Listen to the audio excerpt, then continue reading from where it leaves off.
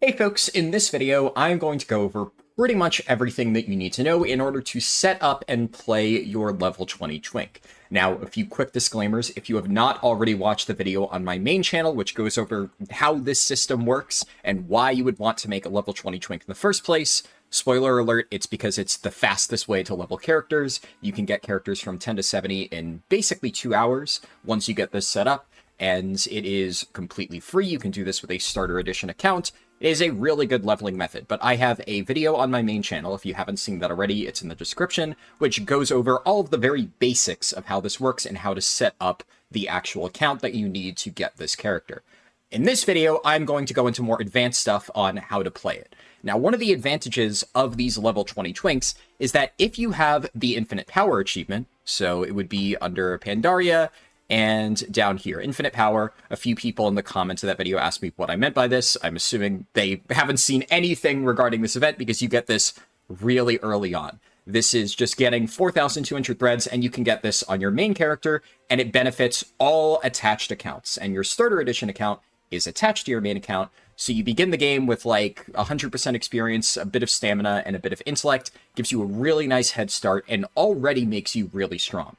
And additionally, there are a lot of achievements, namely from raids. So if I go down here to, I think it's actually in Remix. Yeah, these ones. So Heroic Pandaria Scenarios, Heroic Pandaria Dungeons. This gives the jewelry items, Time Runner's Ring, and Time Runner's Seal. You can see that I have all this stuff equipped. There's multiple achievements that give you the necklace, rings, and trinkets.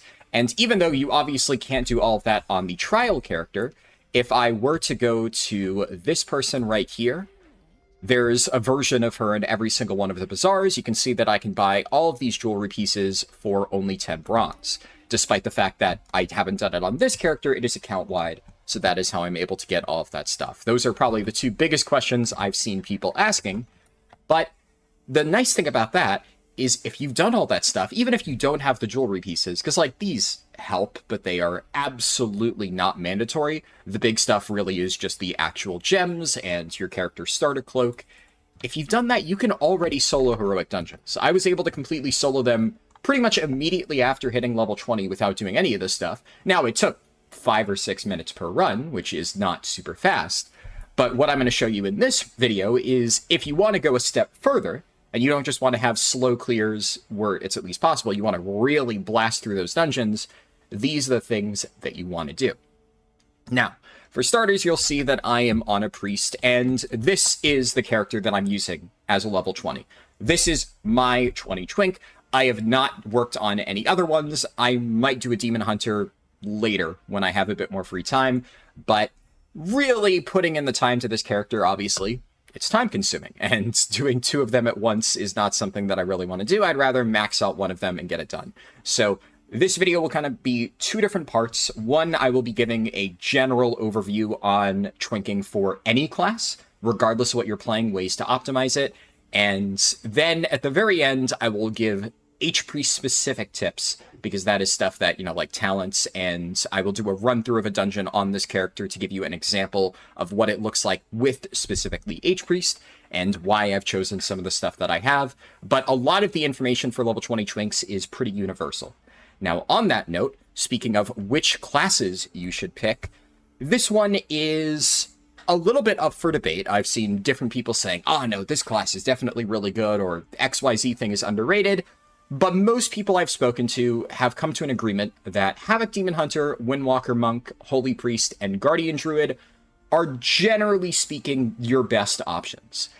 Each one has different pros and cons, though I would say that at maximum investment, Havoc Demon Hunter is the best, and at minimum investment, Holy Priest is the best, which is why I chose a Holy Priest, because I think for the vast majority of people using this trick, you are not looking to get a super giga powerful level 20 that's able to one-shot raid bosses like Galleon out of the open world. You just want a pretty good character that can solo dungeons and get level 70s so that you can get free bronze and buy all of your cosmetics and then move on to doing whatever else you want.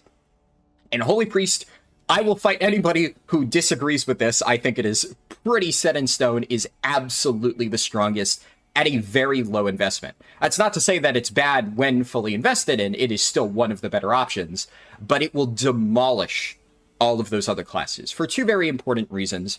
Holy Priest is the only healer out of those. Guardian Druid is also, I would say, very close at low investment because it gets a lot of baseline movement speed from cat form, which if you have a really beefy cloak and you have speed gems and stuff, you'll notice that I already move really quickly. I'm a little bit boosted here by the Jinho the Windbreaker speed boost, but even without that, just my regular run speed is really good. And Holy Priest obviously has Angelic Feather, which boosts them even further. But Druids have a crap ton of baseline movement speed, and Bear is a tank. I should note, if you're playing Druid, it should be Guardian. Some people have said, oh, maybe Feral because you're in cat form already. No, play Guardian. It's just better for a variety of reasons. But you get a ton of speed, you get a ton of survivability, and Guardian damage is pretty good. Holy Priest has all of that, except when it comes to the Tinker Gems, which we'll discuss in a little bit, Searing Light is by far the strongest. It is really, really, really, really good, and it scales off other people, not yourself. So at a very low investment, Holy Priest can put out insane damage just because of how broken that one Tinker Gem is. Whereas Havoc Demon Hunter, for instance, will probably do the most damage once you have your cloak beefed up. And it's also a little bit squishy because you don't get a lot of the really good like leech and survivability talents early on. But when you have an insane amount of stamina from your cloak, suddenly everybody is unkillable, and survivability from being a healer or a tank doesn't matter as much. So I do want to get that out there. The floor, like skill floor or investment floor, I guess is probably a better way to describe it, for basically any spec is really, really, really low. If you just kind of get stuff online and start killing mobs, you'll be able to solo heroic dungeons. But a lot of specs will cap out really early on. So if you're playing a spec like a rogue, for instance, that doesn't have any good AoE at lower levels, and frankly, rogues have pretty shit AoE at higher levels too, especially while leveling and they don't get the full synergy of their kit, you are just never going to be able to get the clear times that some of the better specs will get, because you will just be struggling to efficiently cleave down mobs, and while your single target may be good, a lot of other specs have both. So that is something to keep in mind. I would not recommend a rogue. And the other thing that's, I think, really, really, really important to note is that you won't always have access to a healer queue for most people. So, for instance, I have been using this primarily to level up Warlock alts for the War Within. You don't need to have alt accounts for this method. It is 100% doable with just one account. I have alt accounts, and I want to have Warlocks prepared so that I can park them in like Dalaran or something, or Orgrimmar. And if I need a summon during the War Within launch to save like 5 minutes, which isn't a lot, but when you're rushing along with everybody else, I can just use my alt Warlock account to summon them there. And I want to have a lot of them, so I can have them posted up in countless areas around the world. And as a result, all of these alts can only queue as a DPS. So if I was doing a boost as, let's say, a rogue or a hunter, something that is purely DPS, I would have tripped over my words there. Not going to edit this. I would have no way to queue as a healer or a tank. And healer or tank queues are really fast, especially healer queues. It is near instant. I could, even just show you right now. Queue up for a heroic dungeon. It'll pop roughly within 5 to 20 seconds. Right now, at the time of recording, it is 6 a.m., so it is really early. Normally, during prime time, this will be instant, but it is still infinitely faster than anybody else. Especially during times like this, if I was queuing as a DPS, I'd be sitting here for like 20 minutes. And this method is obviously not that fast. You can see there, that took, 30 seconds? This method is not that fast if you are sitting in queue for a really long time. So, if you happen to be boosting a, character that can queue as a healer, this is not a problem, and you can just get healer queues for the character that you're boosting. But the advantage of something like Guardian Druid, even Havoc can queue as Vengeance and then swap specs, or Holy Priest, obviously, is that you get those queues instantly, and you don't need to then swap specs within the dungeon, or do anything weird with the character you're boosting queues as a tank or a healer. It is guaranteed. Like I said, a little bit, not a core advantage because you can queue up with it, but if we're talking like any sort of random groups, H-Priest has a massive advantage there because it is by far the best booster that is a healer. Resto Shaman is okay. It's not bad. Like I said, almost any spec can work. It has really good damage. The issue with Resto Shaman is more mobility. So Holy Priest, you can just run and spam Holy Nova. You do all of your AoE damage while on the move. And your single target, a lot of it is also instant. So if I hit this training dummy here, I can do this stuff while moving, Chastise and Holy Fire, and obviously Havoc, Guardian, and Windwalker can do the same thing. They can do almost all their damage while moving. And that is very important, because the limiting factor in terms of what the fastest classes are tends to come down to movement speed. When everybody is able to one-shot all like AoE mobs or single target bosses, then the difference in times of clearing boils down more so to how quickly you can move throughout the dungeon and one-shot those mobs faster, rather than how quickly you can kill, because you can't really kill any faster than a one-shot. And with enough investment, everybody will be able to one-shot. So movement speed is king. And that is also the biggest weakness of Holy Priest. So while I do love Holy Priest, it is the character that I am playing, I recognize that at super high investment levels, it will lag behind both Havoc and Monk. The main reason being that Fell Rush and Roll are not affected by movement speed. It is just a ability that sets your character further ahead. You dash forward, you roll forward. You can't really get infinite movement speed. Eventually you will reach a soft cap like Druid, where while Cat Form will make you move slightly faster than you're already moving, it is not a set distance transport like Fell Rush is. So, hope that covers everything. If you are, for classes specifically, if you're interested in, like, how good is this one class or spec or something, leave a comment. I might be able to give you an answer. Obviously, I have not seen every single spec tested with this. Like, if somebody were to ask me, how good is a level 20 marksmanship hunter Twink? I would have no idea, because we all kind of know it's not great, and I don't know anybody who has actually put in the time to suffer through testing it. But if you really have your heart set on making your level 20 Twink a specific spec for whatever reason, I can maybe try to give you a few pointers for that particular spec, but those are the ones that are really good. Now, the other really important thing is Tinker Gems, because that is where a lot of your damage is going to come from, especially before you have maxed out your cloak. Now, you'll notice here I have this add-on Narcissus. If you do not have this, get it. Even outside of level 20 Twinking, this basically makes MoP Remix playable. I would argue that this game mode is complete dog water if you do not have this, because the inventory management and gem management side of things is such a mess. It is one of the worst designed systems I have ever seen from Blizzard, and somehow a third-party add-on creator has managed to make UI elements for this within like a week that are infinitely better than anything Blizzard has done. It is just night and day. So, for instance, if I want to swap my metagem, I just click this, boom, it's done. I don't need to go into any of my bags or anything like that. This is actually just one of the fucking best add-ons I have ever seen. It is so, so nice. But you'll notice here I'm using Chi-Chi the Red Crane, and I think that is the best metagem, by far. Now, that being said, until you get this, there are obviously a lot of other good options, because when you aren't able to reliably one-shot everything, stuff like Lifestorm, Oblivion Sphere, Bulwark of the Black Ox, and Thundering Orb are really good. Now, I've seen some people saying, oh, Word of Salvation is really nice, and like, I guess technically speaking, every 3 minutes you can one-shot a single target boss.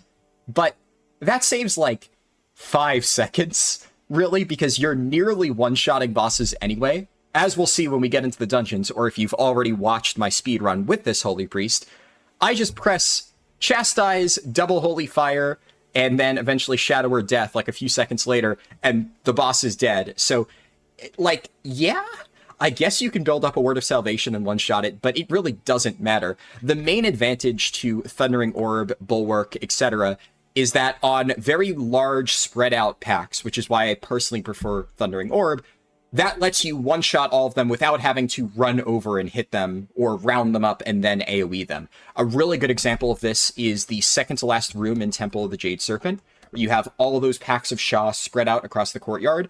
You could round up all of them and spam Holy Nova, and nowadays I do, because I'm usually running Chi-Chi, but before that, if you just tag all of them, get them a little bit closer, and then press Thundering Orb, you kill them without having to run over in Holy Nova or Blade Dance or whatever your class uses to kill them off. The advantage of Chi-Chi the Red Crane, and you probably saw this if you watched any of my videos about this, is that it moves insanely fast, like actually ludicrously fast, and I'll just demonstrate. You have so much control over your mobility. You can go ridiculously fast. It only lasts 20 seconds, but in all of the dungeons that you're able to access within level 20 characters, you're able to just blitz through to certain checkpoints really quickly. Now, mostly you'll just want to spam 1 on this with a dash. There are a few times where getting around like little corners, I will flick my camera and do a backflip, but it's only in very, very specific situations because you can just spam the 1 ability. Really, the only cases where it's such a tight turn that if you were to just press 1, you would hit a wall and it would lose like a second, but it doesn't really matter. Even if you're just button mashing, Chi-Chi will get you to places really fast. The best use of this is Scarlet Halls. Right after the first boss, you just dash all the way to the end. It does skip Armsmaster Harlan, which you may want to kill if you're boosting, because that's an extra boss's worth of experience. But if you really want to get that end of dungeon completion, you can just blitz right to Flameweaver Kogler and 1-tap him, and you're good to go. So, because of that, Chi-Chi just has utility that absolutely no other ability can give you. And the other nice thing is it's only a 2-minute cooldown, where a lot of these other ones are actually 3 minutes. So, or is it? It might be 3 minutes. Maybe I'm stupid. I think it is actually 3 minutes, and it's just displaying incorrectly. Can I switch? And yeah, I don't know. Either way, by the time that you actually need it, it's usually back up. The only times where it kind of sucks is if you use it like right at the very end of Scarlet Halls, and then what's another dungeon where you want to use it early? Scarlet Monastery. You usually want to use it pretty early. The best time to use it is after Blood Mage Thalnos dashing all the way to the door of the monastery. If you get those dungeons back to back, it won't always be up in time, but usually you can get good value out of it. It's just a very good meta gem. There's none that really do quite what it does, especially when you're already able to kill everything in 1 tap anyways. Now, for the cogwheel socket, this is, I would say, a little bit more personal preference. Personally, I really like Heroic Leap. I think that in the vast majority of cases, Heroic Leap is just a really nice ability to have. There are a few cases where it is just the best gem. So, for instance, first boss of Temple of the Jade Serpent, being able to leap up that little ledge and not run around. After you kill Armsmaster Harlan, being able to leap up directly from the bottom to the hallway, that saves a lot of time. Technically, something like Door of Shadows could do it, but this is a 2-minute cooldown, whereas this is a 25-second cooldown. So, Heroic Leap is just one of the best movement abilities, without a doubt. Something like Disengage is not bad either. It's really finicky to use because obviously you need to spin your camera, and it doesn't go nearly as far as Heroic Leap, but it does give you a slight movement speed bonus. The problem is, this is relatively unimpactful if you already have an insane amount of speed, so I wouldn't really recommend this, though if you get it early on, it's not bad. Death's Advance and some of the other ones like Pursuit of Justice, Sprint, Spirit Walk, Stampeding Roar, and Wild Charge, for instance, these are all kind of okay movement increases. If you get it early, you're not unhappy with it. But I would say the other big ones are Blink. Blink is really nice, just generally good mobility. Roll. Roll has a low cooldown. It doesn't really get you that far. I did mention earlier that Roll is nice, but Roll is nice in a monk when you have 2 charges of it. So, using this in place of something like Heroic Leap is not super impactful. And realistically, the better of the mobility spells is Fel Rush, and you may notice that Fel Rush is not an option. That is not a cogwheel socket. If that was, maybe this would be a different story. Trailblazer is not good because you're usually attacking things. I really like Soul Shape, but I would say that a lot of the situations where you would want to use Soul Shape, you're going to be using Chi-Chi already.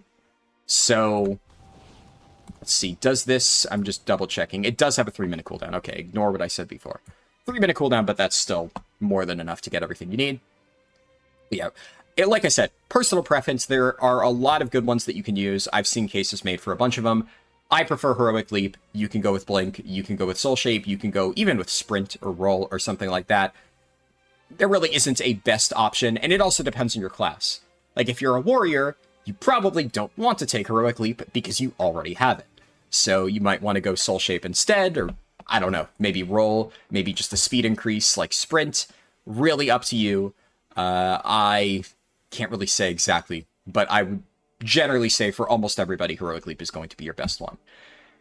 Now, the real important one, and the one that is a little bit more difficult to answer, is what should you run for your Tinker Gems? So, There's a very easy answer to this question. You can see what I'm running here, and as you might imagine, this is what I will be suggesting. I would say that the only two that really matter are Searing Light, where your healing is collected and then it will blast nearby enemies. The thing about Searing Light is that the damage of this scales off the health of the target you're healing. This is what I mentioned earlier when I said that you will be able to do a ton of damage even at very low investment, because if you are healing a level 70 character, your character will do damage based on the health that you healed that level 74, because your healing will scale relative to their level, and then you will blast out an insane Searing Light. But what you may notice is that if you're healing yourself, this does almost no damage. So let's look here. I have a few things in my details. Flameweaver Kogler. Nobody caught up to me. I was soloing this boss, and Searing Light did 1% of my overall. That is basically nothing. But one boss earlier, I was healing a person who was standing near me, who was a level 70 character, and you'll see that my Searing Light actually did 21% of my damage. And there are times when, if they have a ton of health, like a popular strategy for really min-maxing this, that I've seen some people use, is they have a level 70 Warlock with a ton of health, spam, or rather keep Searing Rush on. I forget what the name of it is. Burning Rush. They keep that on where it constantly drains their health, and then they put the level 20 Priest on follow. Or any healer. This works not just for priests, obviously, but priests are the best at it because Holy Nova is insane, and you're using it for both damage and healing, so you're effectively double dipping. But they will keep the priest on follow. Every single Holy Nova the priest does not only damages mobs, but heals the warlock that's following them and builds up a Searing Light. And because it's a level 70, it banks up these insanely big Searing Lights that just one-tap mobs. And you can use this to one-tap bosses if you get a big enough heal, but it is entirely dependent on both how much you're actually healing for and how much health your target has. So it is really, really, really difficult to say that. Like, a lot of times in my runs, I would have people saying, oh, why aren't you healing your targets in your party to get more damage? They would do more if you did that instead of spamming Smite. But not really. Not all of the time. Because you'll see here on Flameweaver Kogler, I was healing myself, and I was getting Searing Light, and it just really doesn't do that much if you're only healing yourself, whereas Smite here did a ton of my damage on a single target. So it is entirely dependent on the people in your party, and if you're leveling with random people, obviously if you're boosting a character, your boosted character won't be able to give you much damage from this. If you get a bunch of other low-level characters, you won't be able to get much damage from this. But if you do get a level 70 who has a ton of health, you may randomly just start one-shotting things where you wouldn't otherwise. So, pros and cons. It could also mean that this strategy is really good if you have a second account. Like I said, the boosting method doesn't require additional accounts, but it can be made faster by using one, where if you bring your main level 70 and you boost a character on an alt account, like I said I've been doing with Warlocks on my alt accounts, so I can bring my Demon Hunter that I main and remix, that's my 70 with all the high item level gear. I can bring that into the dungeon, I can put my priest on follow, and I can have my warlock sit at the entrance. And then as my priest is clearing the dungeon, my demon hunter is following along and giving it more healing with Searing Light. So you could set up stuff like that yourself. It's not entirely necessary. All I want to make clear is that this is by far the best tinker for any healers, or really anybody who has passive healing. If you're going to do random healing through some of your abilities, which some specs do. I don't think at level 20 Guardian Druids get After the Wildfire, but that is an example of something that you can heal your party members with, in which case they would benefit from Searing Light. So you can do stuff like that. But the other big one, which you'll notice I'm not using, is Quick Strike, because this is melee abilities. So on a priest, this does nothing for me. I do not have melee abilities, so I get no damage out of this. But this is kind of the Searing Light for Havoc Demon Hunters, Windwalker Monks, and Druids, and really any other melee. This does a ton of damage. For whatever reason, the way that this scales, your auto attacks will scale much harder than any of the other Tinkers. So because this just buffs your own character and isn't an independent source of damage, it does a lot. Now, on that note, the other Tinkers are almost entirely trash. This is kind of a weird thing where a lot of people think that getting all the really impactful Tinkers really matters. It really doesn't. Those two are the only ones that will ever make a noticeable difference. Now, the ones that I'm using are some of the better ones, and I would say that within the trash, you know, those are the Kings, Quick Strike, and Searing Light. Then there is a gigantic fall-off for the next Tinkers, And then above the rest of the trash is Slay and Victory Fire. These are obviously very good tinkers in general, and you may be thinking, what do you mean? Even after the nerf, Slay is still ridiculously strong, Victory Fire is still ridiculously strong, and at level 70, that's true. At low levels, the scaling just isn't really that good. It does more damage than everything else. So if I look at like my trash damage here, oh, that was while I was using Chi-Ji. So where's an example of trash I was killing? I'm sure I can find one example. Yeah, here, even here, Victory Fire does some damage, 2.5% of my overall. At this point, I was testing Explosive Barrage, which it's not very good, and Slay did very little. So this is one of the better showings of Victory Fire. I've had other situations where it does decent damage. Here's actually a really good showcase of it. Did about 20% of my overall. Not bad. So on very large AoE pulls, Victory Fire will do some damage. Not a lot, a little bit. And the only situation where Slay is really good is, I think I remember, was it Yanzu the Uncast? Yeah, I had a really big Slay proc on this guy.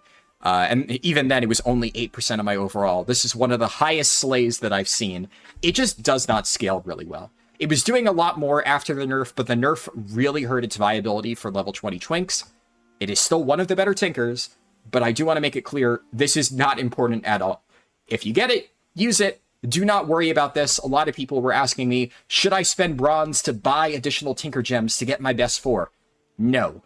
Get Searing Light, get Quick Strike, and then get all of the other ones passively. Do not worry about these two. They're not that good. And the thing about that is the only reason why these two are good is because they kind of scale off external factors. Like Slay scales a little bit off your maximum health, which you do have the ability to increase. Victory Fire scales off number of targets, so while it's pretty shit in a vacuum, if you're doing a big pull, it'll do a lot of damage. Brittle is another one that I've seen people mention, but I've tested this, and it does, like, no fucking damage. It's really, really bad on level 20s. Do not use this. But a lot of the other tinkers, even the ones that are really good, like Mark of Arrogance, for instance, does ludicrous damage at level 70. It is usually one of my top abilities on my level 70 Demon Hunter. It does not hit hard at all on level 20. It does next to no damage. That applies to almost every other direct damage tinker. Sunstrider's Flourish, Meteor Storm, Hailstorm, Explosive Barrage, Incendiary Terror. I could go on, I could name more. I've even tested ones like, if I Power Word Shield myself and use Arcanist Edge, does that do more damage? No. They all do pitiful amounts of damage. So those are your guaranteed 3. You can only use 4 due to the limitations of the slots in your gear. And for many classes that can benefit from both Quick Strike and Searing Light, that is what you will run. It is those 4. But specifically for Holy Priests, where we can't use Quick Strike, or any class that has no ways to heal to benefit from Searing Light, you can run a different one. I should also note that maybe if you don't have any healing, I haven't been able to test this because obviously I'm playing a healer, but I've seen some people argue for running something like Quick Strike, Vindication, and then taking Searing Light even on classes with no healing, because that way they will argue that the slight extra healing that you get from Vindication will then give you more damage through Searing Light than any of the other tinkers, just because they're so bad. Kind of up to you. If you want to test that out, go for it, but I don't think it's really going to make that much of a difference.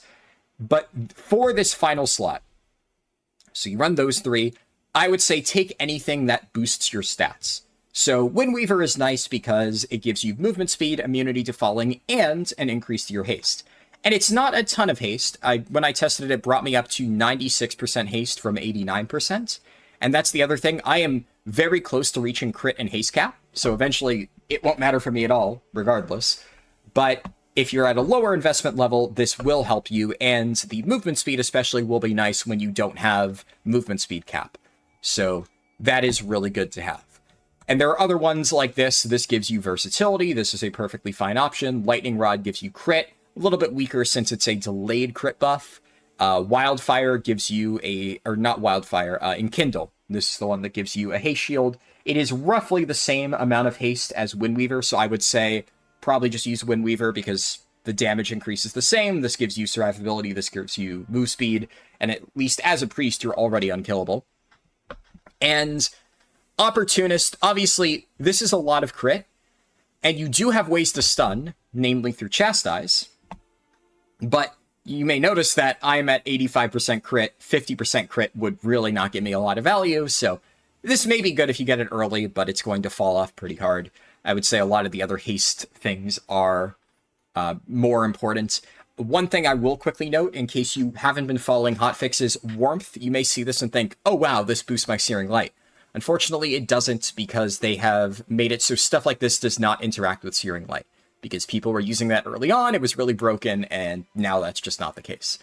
And there's a lot of other survivability tinkers that give you self-healing that doesn't interact with Searing Light that are just worthless because you're unkillable anyway. So I'm not going to bother with them. This is pretty much the setup that you'll want to go with. Now, finally, for your stat gems, this is kind of dependent on what your spec is. So, for instance, Havoc will stack pretty much entirely Mastery crit. Mostly Mastery, a little bit of crit, because obviously before you've reached crit cap, that's pretty good. But that will just be insanely good for them because Havoc loves Mastery. For everybody else, I would say crit haste is usually a good way to go. Crit on leveling specs is almost always going to be one of the better options because a lot of times if you get a crit, the mob just dies instantly. So that can be really, really powerful. Speed is a no-brainer, right? At lower investment levels, having like 1 or 2 armor gems can be kind of helpful, maybe a few versatility gems. When I hit 100% crit and haste, I will take these gems out and move them elsewhere. Specifically for Holy Priest, their mastery increases their direct healing, so it kind of technically boosts my Searing Light. And at max investment, I will start shifting more power to this so that I can get those bigger Searing Lights. But as already discussed, if I don't have anybody else to heal for Searing Light, then my mastery is going to do fuck all anyway. So I may as well focus on making sure that I can do a lot of damage on my own and solo those bosses with, you know, the Flameweaver Kogler situation where I just had to solo it with Smite and Holy Nova. And in those situations, you know, you're either going to get a ton of damage with a Searing Light, even with no mastery, or you're going to be able to solo it and not have to worry about your mastery. So for H-Priest, this is kind of what I'm going with for now. But again, this really depends. The only things that I will say, like I said, is that crit is almost usually going to be one of the better options for leveling, and speed is good for obvious reasons. If you are really struggling with survivability, you could run like a leech gem or two. But obviously, H-Priest should never struggle with survivability, so this is like, if you are one of the maniacs who decided, I'm going to make my level 10 Twink or level 20 Twink a rogue. Yeah, you probably want to have leech gems on a rogue, but you will never die as a Holy Priest. You do not need leech, you do not need armor.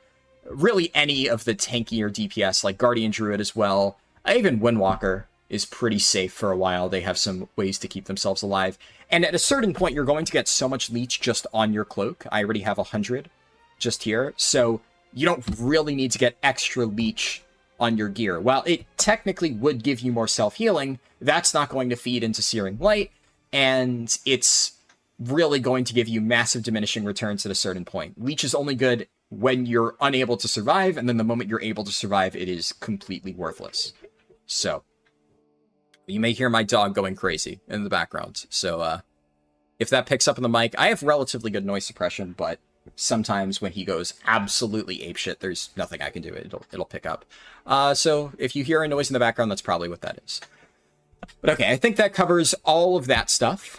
Now, really the only thing that I still have to talk about, which I say only thing, but it is a pretty involved topic, is how to actually get these characters set up. Like how to get further investments into them, how to boost their cloak, how to get gear and all that stuff. And there is a lot. On one hand, you could just make the very simple argument, and for 90% of people, I think this is the case, of just run heroic dungeons. If you just spam heroic dungeons over and over and over and over and over, you will get a ton of gear, you will get a ton of threads, it will just be good.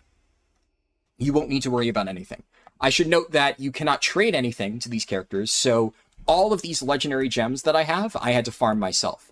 If you look at the speedrun that I did on this channel, you'll notice that I don't have full legendary gems at that point because I was still in the process of farming it. Now I do. I have a legendary gem in every slot, and I have ones that I want in every slot. Oh, actually, I take that back. I have one random crit gem that snuck past me. I do have, where is it? I definitely know that I have gems in here. Maybe I don't actually have spare legendary crit gem. Either way, I don't need it. I can just run... Let's put another haste one in there. So I know that I have stamina haste gem. Yeah, okay.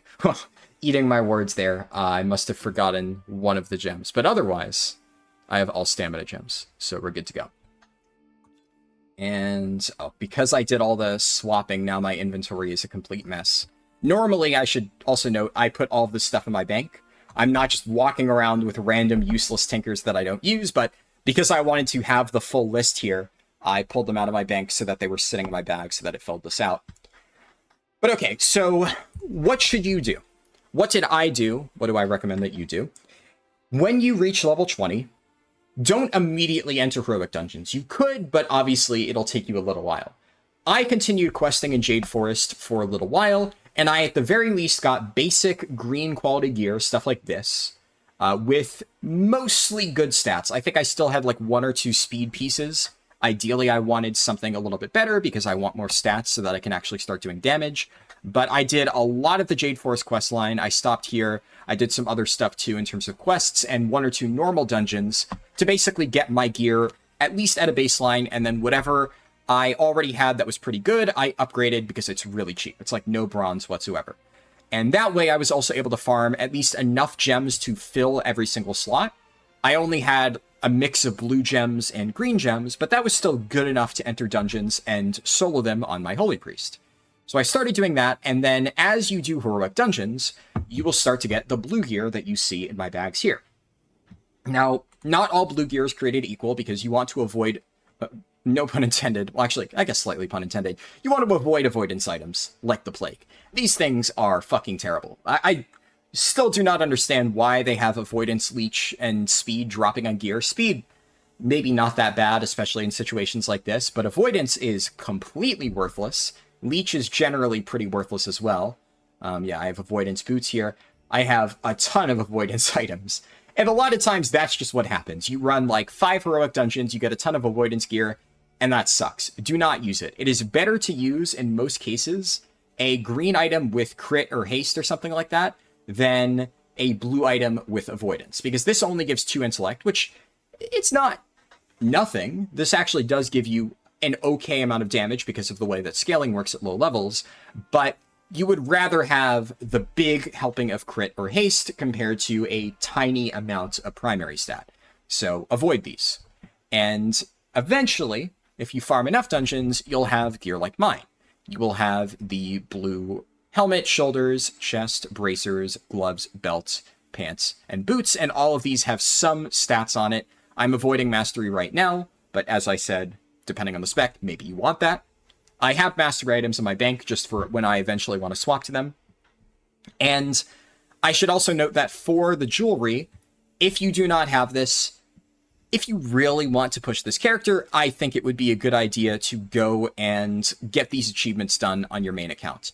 It really is not that hard. You can get a lot of it done by boosting on your level 20. You can get at the very least Heroic Brewing Storm, about half of the heroic dungeons, the rest you'll just have to get done yourself. And then what are the other ones? Pandaria raids, escalation is super easy, because all you need is 3 of these, so you will actually complete escalation while doing the heroic scenarios, because you'll get 3 of these scenarios: Battle in the High Sea, Blood in the Snow, Secrets of Ragefire. So 2 for 1 right there. Basically, the only one that is really difficult that most people are still struggling with is the Pandaria raids. And that one, yeah, if you're missing just the amulet and you don't really feel like doing these raids, I get it. Siege of Orgrimmar and Throne of Thunder, if you don't have somebody carrying you, they can be a little bit rough. I did Throne of Thunder without really any Frogger cloaks. We had mostly people who were just either leveling or level 70s with like basic gear, and it was tough. We got it done, and it was actually really fun because we actually got to do the fights and we didn't just steamroll it. But like, we were looking up mechanics and trying to do it correctly, and like, I would consider myself relatively good at the game because I have, you know, cutting edge every single tier. So that helps. And if you aren't able to do stuff like that, it's going to be tough. You might need to wait for somebody to carry you. But if you really want to push your character, that is a way to help a little bit. 23 stamina and 22 critical strike here. Like, relatively speaking, that's not going to make a huge difference. I have 338 crit just from my cloak. So this is not that big, but every little amount counts. Also, one other little thing is you'll notice, I can actually show it. I have a blue staff. So you'll see here, this staff that I have gives me 63 intellect and 13 stamina. The weapon and offhand give me 32 intellect each and 7 stamina, for a combined total of 64 intellect and 14 stamina. And what you'll notice is that that is 1 more intellect and 1 more stamina than using the two-hander. Why is it like this? I have absolutely no idea. I don't know if this is the case for every Twink. Maybe it's just like a caster weapon thing. And for a lot of people, I think you can only use either two-handers or 2 one-handers. Like, Demon Hunters can only use 2 one-hand ability or one-hand weapons anyways, so it's kind of a moot point for them. But if your class has the option to choose between them, double check, make sure it works like that. For H-Priest, I can at least guarantee you that it does. You will get slightly, and I mean very slightly more stats, but if you know me, you know that I love min-maxing really dumb shit, so there we go. That's what I'm doing to really hyper-optimize it. And if you've gotten to that point where you have blue gear in every slot that has stats, you have all of the accessories with an okay investment of gems, doesn't even have to be legendary, just like a decent amount, you're already ready to solo heroic dungeons pretty fast. In the speedrun that I did before, that was basically the only investment that I had put into my priest. I got it leveled up, I ran a bunch of heroic dungeons for practice and to get the blue gear, and then I did the first practice speedrun. So that 2 hour, 46 minute time was with a very, very, very low investment Holy Priest, relatively speaking. I have played this character a lot more since that point, and that is kind of what I will get into now. Once you really want to super hyper min-max, what can you do? Also, one thing that I want to quickly show is if you want to really push your character up fast, this vendor, so people have said, oh, should I buy these gems? No. You'll notice I already have all of them. I never bought a single one of these. I was lucky and I did get Searing Light relatively early on. That is maybe the only thing that I would consider spending bronze on, is trying to get Searing Light. But even then, you could go through like 30 of these and not get the one that you want. Or I don't know how many there are in total, but you could take forever to get it. So I would personally not recommend buying these. Just wait until you happen to get Searing Light. Obviously, like I said before, what should you do before entering dungeons? If you don't have Searing Light or you don't have Quick Strike, maybe just do quests in Jade Forest, Valley, and Krasarong until you do happen to get it. And then you can start dungeons, though. Just to repeat, you can still do them even without it. They'll just be a little bit slower. The main thing that you can try to do, if you really want to invest, is buy a bunch of these. So you'll see that I have 21,000 bronze. This is obviously a decent amount for a low-level character. Costs 2,000 bronze to buy 10 of these, and this is what I sunk almost all of my early bronze into, to get these stat gems, because you may notice that I actually don't even have a legendary crit gem before. I'm very close. I think I actually may be able to craft one. I have enough chipped Deadly Sapphire. But because you can't transfer any of this stuff from your other characters, it can take quite a while to get the necessary materials to get full legendary gems. And that is a pretty long grind, filling every single one of these slots on a level 20. But if you're playing a level 20 Twink, the entire purpose of this is to boost up characters to 70 to get cosmetics for your account, and it is far more effective to just level the character up to 70 to spend on cosmetics. So I would say that you can view all of your bronze on this character as just getting more power to your actual character. And if you want to do that, the best way by far is to just get these gems, because getting that is really nice, and it is one of the only things that you can't reliably farm out really quickly. There really isn't much else that you can spend bronze on. Obviously, all the consumables and stuff, I have just a ton of them. I've never actually bought them on this character. I think I bought a few Nostwinds vouchers just for ease of transportation, but this guy sells a lot of stuff that you could spend bronze on. If you're struggling and you do not have these, or you ran out or something, I guess you could spend bronze on this, but you can already see I have more than enough to last me days at this stage. Another thing that's relatively small, which you may already have, is Battlehorn. So Battlehorn and Salian Battle Banner. This summons a War Scout that taunts everything nearby. the use cases for this are a little bit more limited. There are places in dungeons where you could use this to round up mobs really quickly. A little bit hard to find the exact spots. A good example would be like using Battlehorn in Scholomance on either the Rattlegore room or the room before Lily and Voss to get all the mobs in the corners to run towards you for ease of blowing them all up.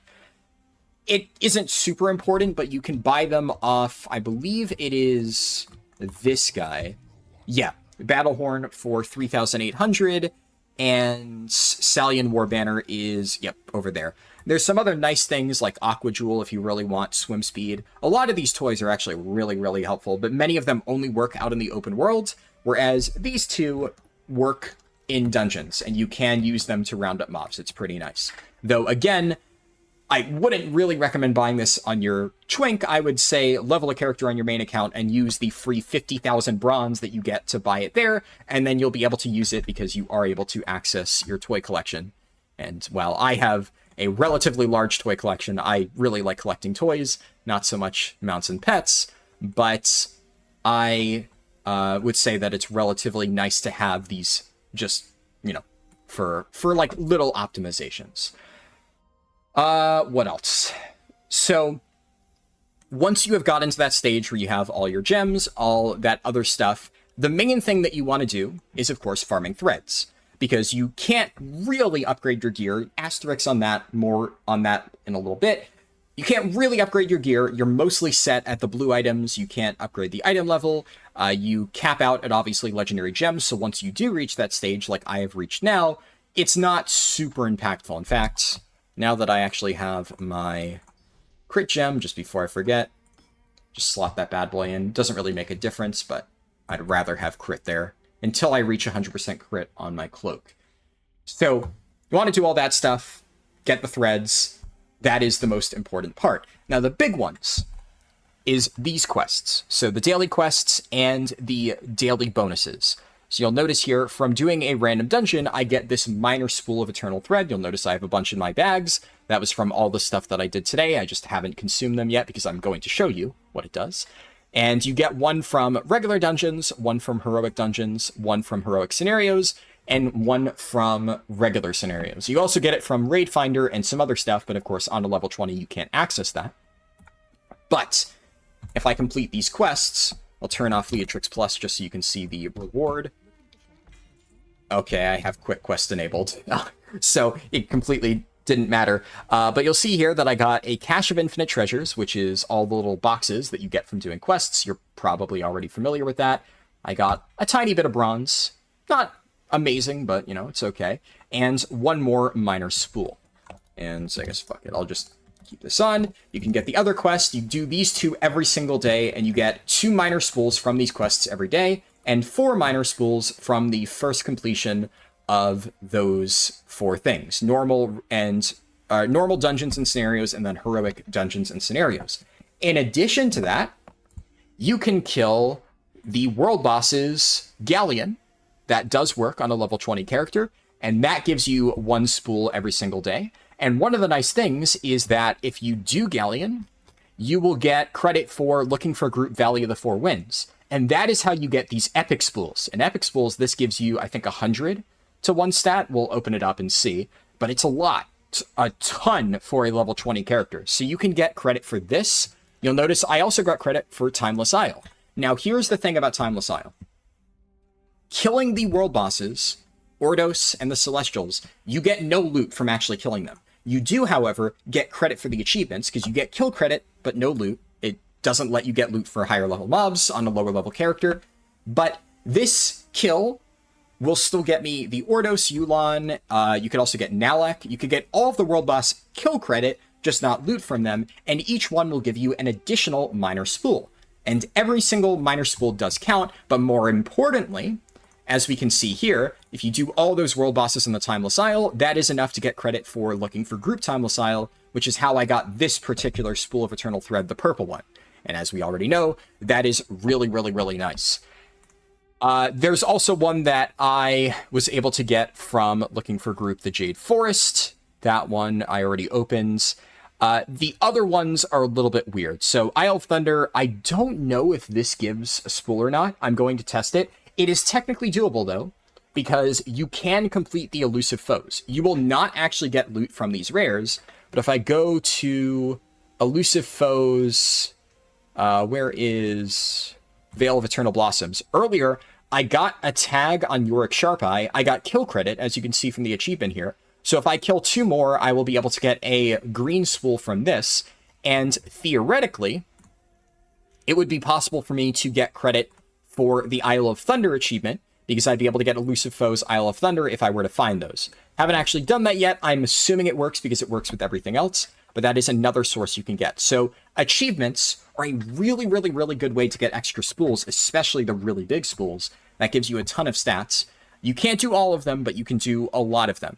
And in the process of doing these, in many cases, you'll be getting a lot of extra boxes. So if you're doing the achievements for Valley, Jade Forest, and Grasserong, where you do actually get credit for looting mobs, you'll get that. Something else I should note, while you are technically not high enough level to enter Kunlai Summit, you do actually get credit for killing Shah of Anger, and you get loot from it too. So with all the other world bosses, Undasta, Nalek, the Timeless Isle ones... Okay, my dog is barking right outside my window. What is he doing? He must feel like a squirrel or something. I don't know if that picked up on the mic, but that was really loud, so I assume that does pick up. But yeah, you can kill Shah of Anger, and you can get actual kill credit for it and get loot off this boss as well as Galleon. And you can't loot treasures in this zone, but if you kill rares in this area, you are still able to loot them, I believe.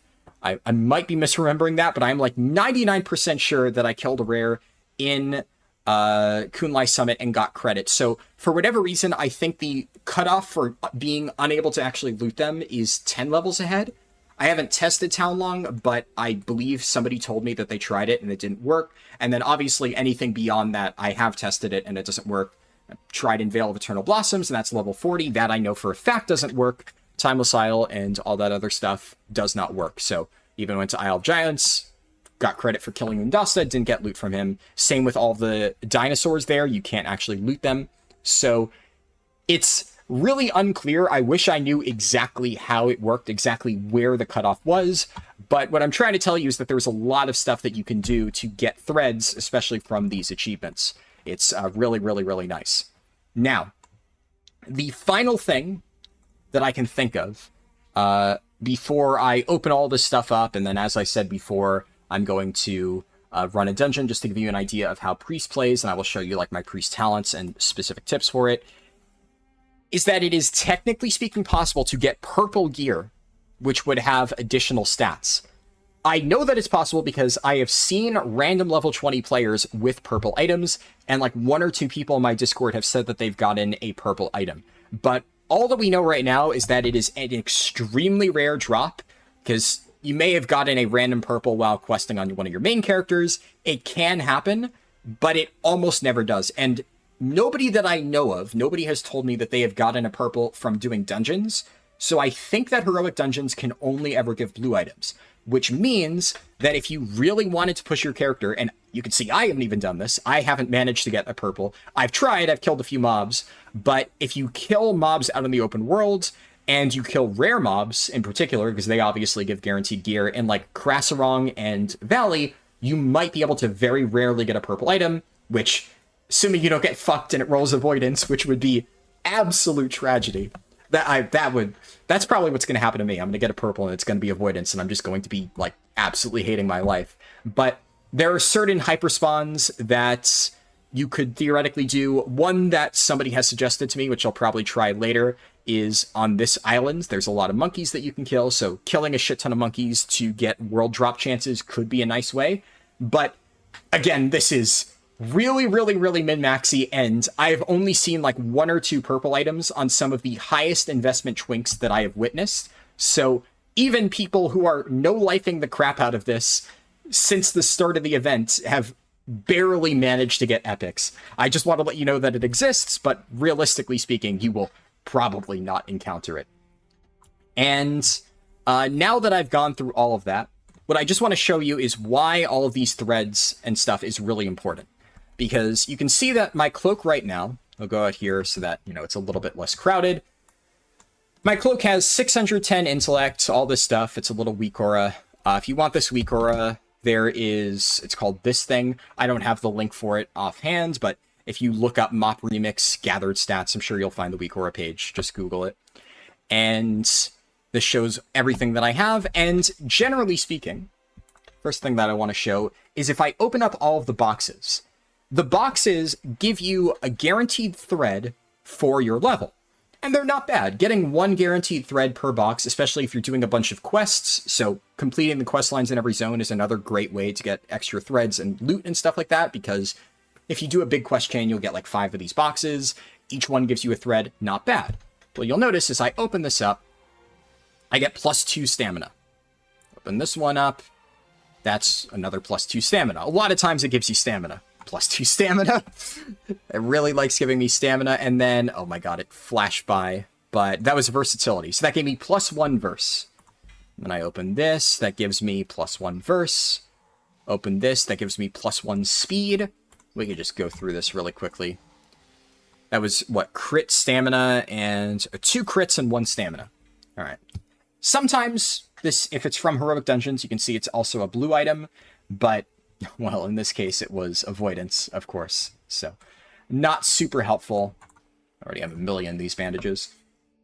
So I got, I don't know, maybe like 15 threads in total. And for comparison, my cloak currently has 4,718 threads.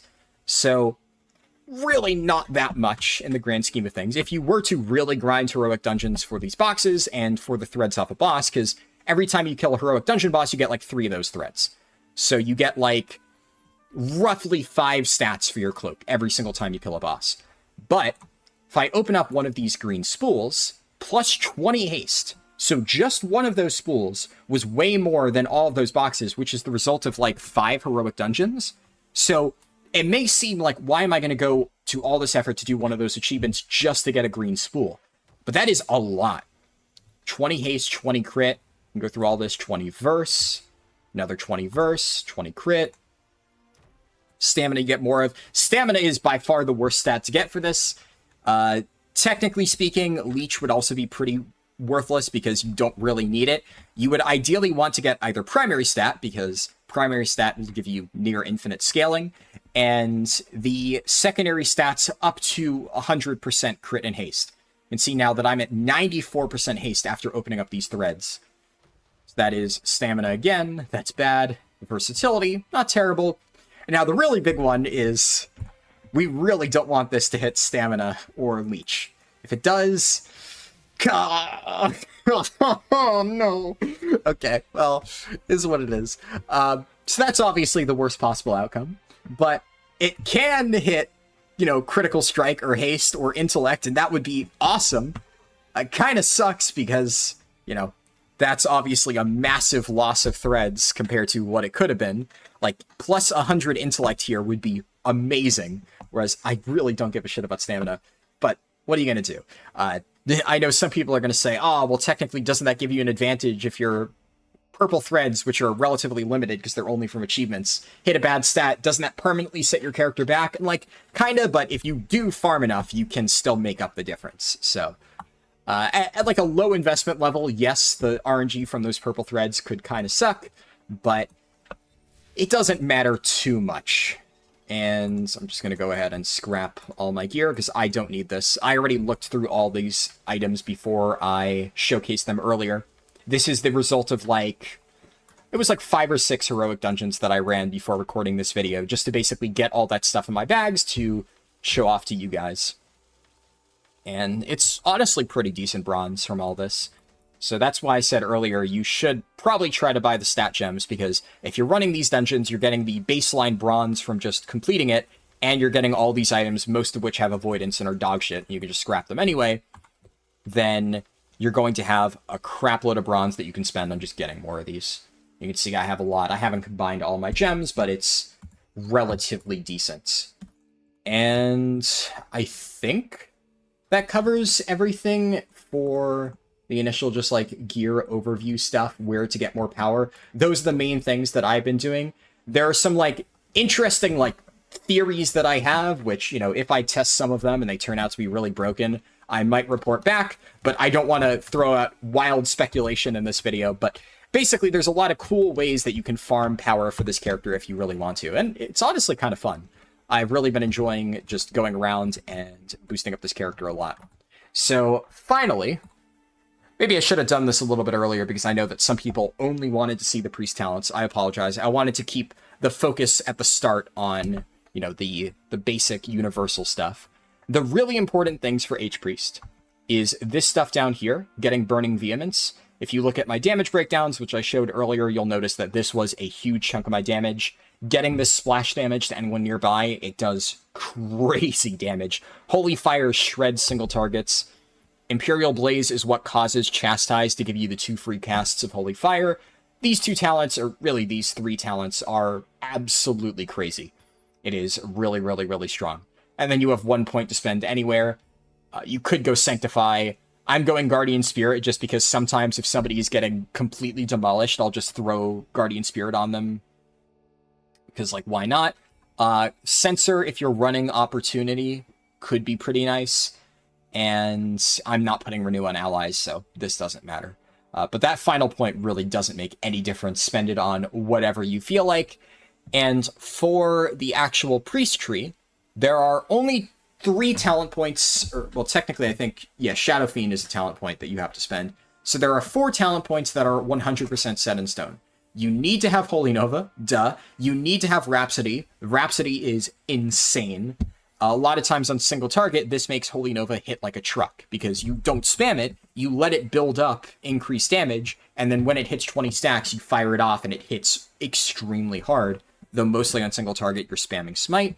And then, of course, Shadow Fiend, not really that impactful, but it's required to get to Shadow Word Death, and Shadow Word Death does ludicrous damage. This is an instant kill the moment the target hits 20%, because it does 150% more damage. And then it is kind of up to you. So, Death and Madness could theoretically kill really high health targets, which you're not really going to find in heroic dungeons once you get a lot of threads and your damage is much higher. But early on, I was running this because my Shadow or Death was not enough at low investment to one-tap a boss. But a second Shadow or Death was. So having the 2-tap Shadow or Death combo was usually enough, even at a baseline level, to kill most heroic dungeon bosses. At this point, I can kill them with a single Shadow or Death, so I'm no longer running this. But it's still, like, if I wanted to solo Galleon or something, it might be good. And instead, I'm taking Angelic Feather. And these are the only things that I really think are worth running. You can look at all the other options and see. If you are running Death and Madness, I would say take Blessed Recovery, because your incoming damage taken may still be a little bit high very, very early on, which is when you want to run this anyway. So having slight passive self-healing could be kind of nice, especially because certain mobs in Scarlet Monastery will chain stun you. So the only times when early on I died is when I was stuck in a chain stun and I couldn't heal myself. And in cases like this, Blessed Recovery is kind of okay. But obviously you can drop both of these and take Angelic Feather, because having an additional move speed increase is really nice. Obviously. So that is it for Holy Priest. Now, obviously I'm not going to sit here and go through the talent trees for every single class and spec. This is the only one that I have played extensively for level 20 Twinks. So it's the only one that I can directly speak on. But if you are really curious on a different spec, like I said, leave a comment, and I will do my best to throw together a Wowhead talent build and link it to you. Maybe. I don't necessarily know if I'm going to do that for everybody. Like, if somebody says, like, hey, can you build me a Resto Druid build? I'll just be like, that. Don't play Resto Druid. But if it is, like, a reasonably informed ask, I will do my best to give you that information. And finally, like I said at the end of the video, this is 1 hour. This has lasted way longer than I thought it would, which is rough. But I will try to do this one last run. So we're going to do a single run of a heroic dungeon. Instant queue, as I said earlier, a lot of times that just happens. And I'm going to buff people with Power Word Fortitude the moment I get in, just to increase their health, to increase the potential for my Searing Lights. That's the only thing you really need to do. And you could technically buff them with like the scrolls, and you could use the drafts for yourself. If I really wanted to speedrun, I would be using these, but just for a demonstration, kind of sucks. Also, unfortunately, this does happen sometimes. If you really want to speed up the process, I would say level in a group of 5 so you get instant queues, because losing an entire minute because one person forgot to accept the queue, it can kind of suck. I got relatively good RNG on this when I did my speedrun recently, but I'm going to be queuing with a group of 5 in my stream later today, just so that we can get a better idea on what queue times are like. So I'm going to put down Holy Feather. Now, I could just run to the boss. That's another thing that I see people say, oh, why do you kill the trash? And especially early on, if somebody was AFK at the entrance, if I was boosting a character, they would still be getting experience from this trash, which is why usually at the start, I do that. But I also like to do that because people get really mad if you just completely leave them in the dust, and I don't want to do that.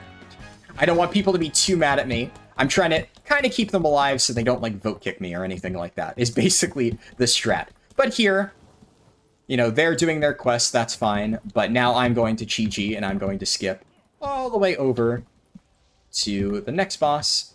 I should probably get a cancel aura for that, but I haven't.